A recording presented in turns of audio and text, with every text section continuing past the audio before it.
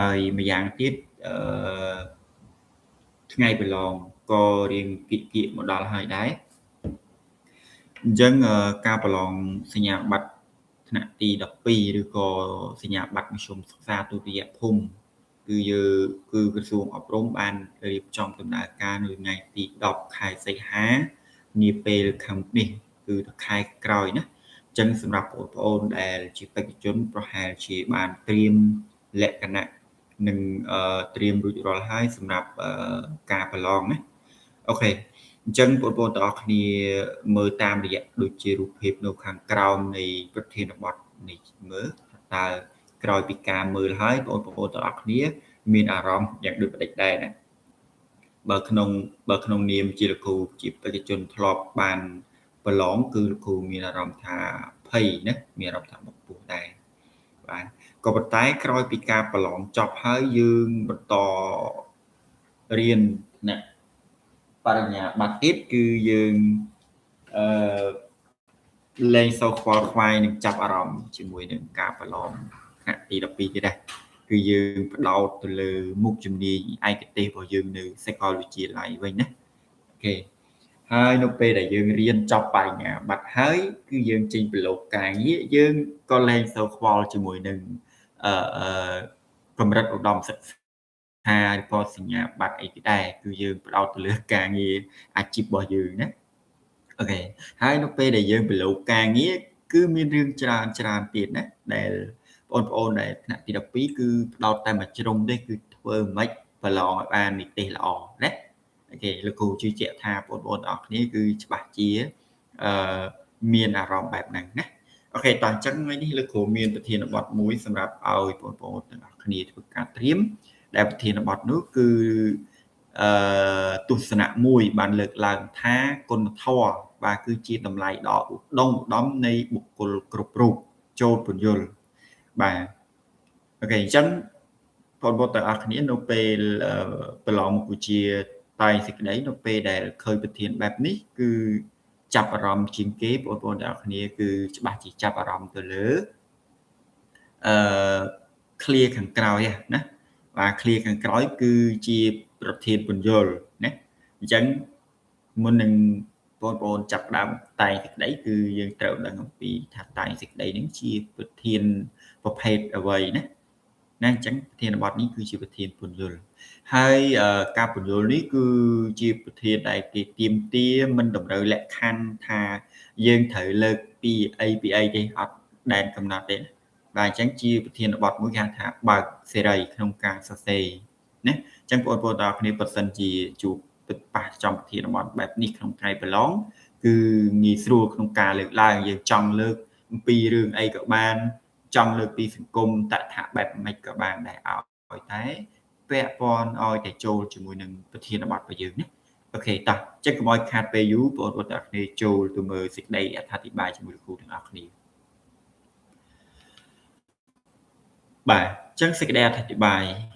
នៅក្នុងចរន្តនៃការវិវត្តនៃសង្គមជាតិមនុស្សម្នាក់តែងតែមានការខិតខំប្រឹងប្រែងដើម្បីកសាងតម្លៃនិងកិត្តិយសផ្ទាល់ខ្លួនអ្នកខ្លះយល់ថាតម្លៃរបស់មនុស្សគឺស្ថិតនៅលើចំណេះដឹងបាទតម្រេះខ្ពង់ខ្ពស់អ្នកខ្លះទៀតយល់ថាស្ថិតនៅលើទ្រព្យសម្បត្តិ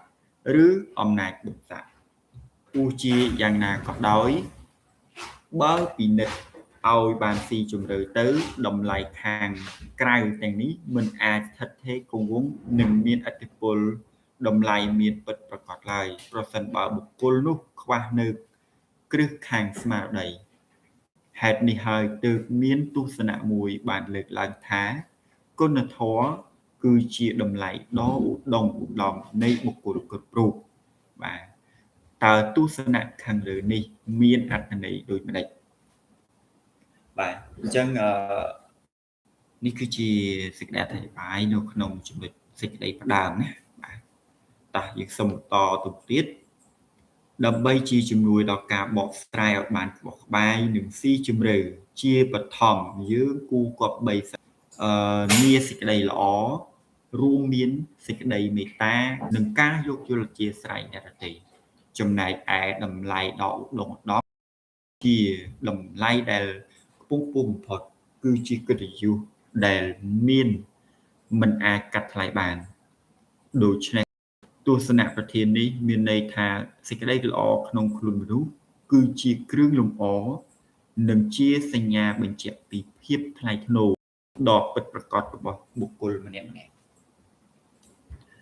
បាទអញ្ចឹងយើងចូលមកដល់ផ្នែកកន្លែងនេះគឺបងប្អូនទាំងអស់គ្នាដឹងហើយគឺមានឃ្លាភ្ជាប់សេចក្តីមានពន្យល់ពាក្យនិងពន្យល់ន័យប្រធានតែយើងសូមបន្តទៅ slide បន្តទៀតយើងចូលដល់ការបកស្រាយណាបាទ slide បន្តទៀតគឺចូលដល់ការបកស្រាយតែការបកស្រាយនេះវាមានលក្ខណៈបែបម៉េចចូលបងប្អូនទាំងអស់គ្នាក្លែកមើលបន្តទៀត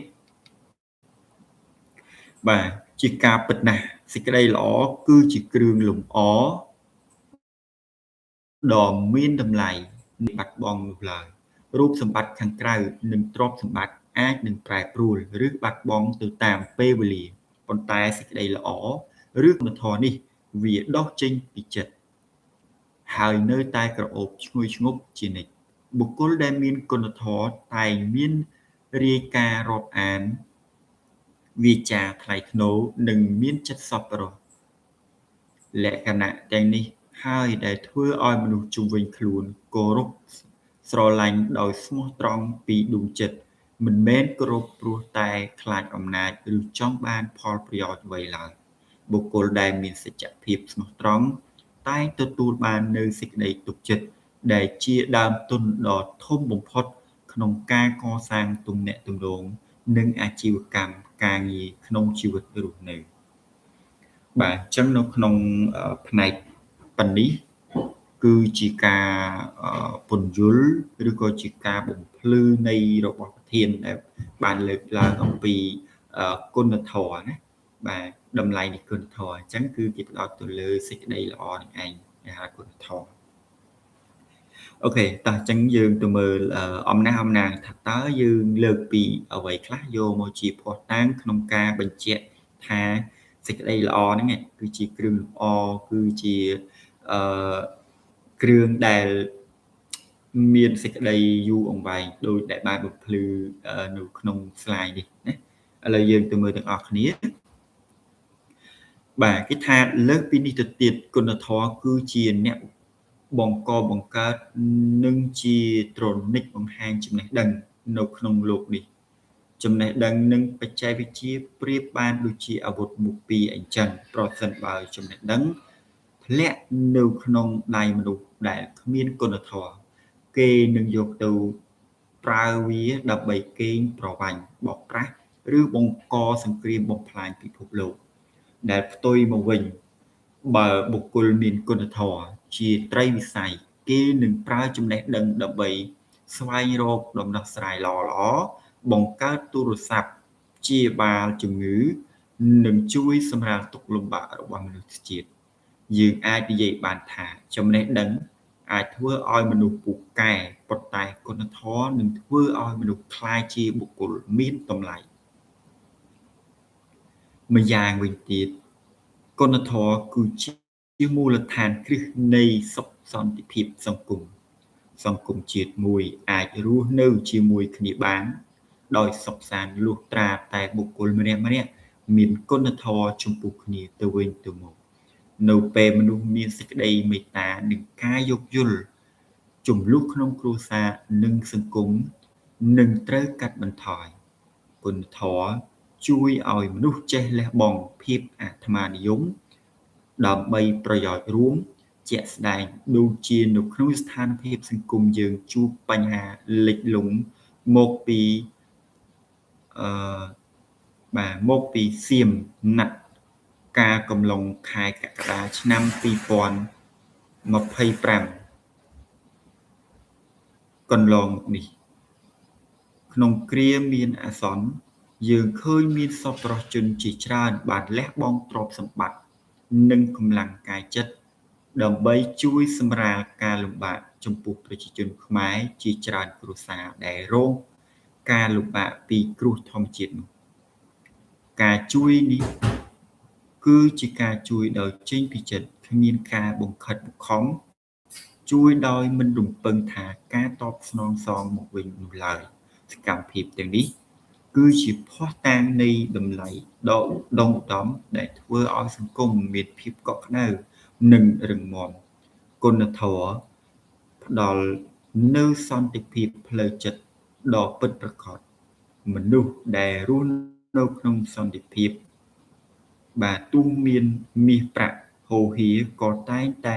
រស់នៅភាពភ័យខ្លាចតក់ស្លុតនិងខ្វាយខ្វល់ជានិច្ចនិងក្នុងការប្រកបដោយគុណធម៌មានសេចក្តីល្អក្នុងខ្លួនតែងតែមានសតិសម្បជញ្ញៈស្អាតស្អំហើយរស់នៅដោយភាពសុខស្ងប់ស្ងាត់សេមសានមានសុភមង្គលបាទយើងសូមបន្តទៅស្លាយមួយទៀត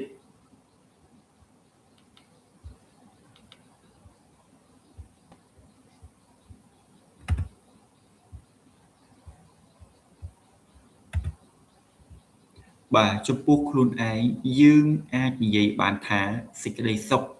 ដែលកើតចេញពីការធ្វើរឿងត្រឹមត្រូវគឺជាសេចក្តីសុខដែលឋិតថេរគង់វង្សជាងសេចក្តីសុខដែលកើតចេញពីផ្នែកសម្ភារៈនិយមសរុបសេចក្តីមកគុណធម៌គឺពិតជាមានតម្លៃដ៏ឧត្តមឧត្តមដែលមិនអាចខ្វះបានសម្រាប់បុគ្គលគ្រប់រូបវាគឺជាខ្នាតវាស់វែងភាពថ្លៃថ្នូរ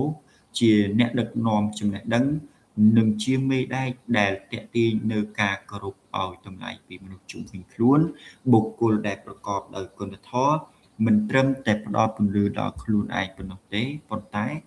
ថែមទាំងទ្រទ្រង់សង្គមនិងមានតម្លៃបំផុតសម្រាប់ជាតិមាតុភូមិទៀតផងដែរ